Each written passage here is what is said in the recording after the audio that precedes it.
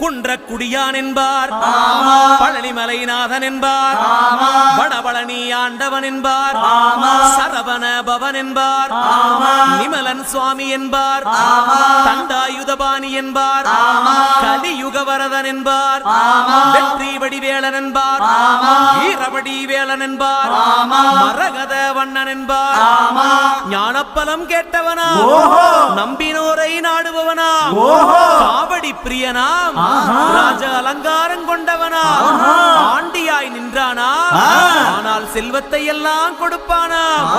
அப்படிப்பட்ட முருகனவன் ரொம்ப ரொம்ப சின்னவனா சுவாமி.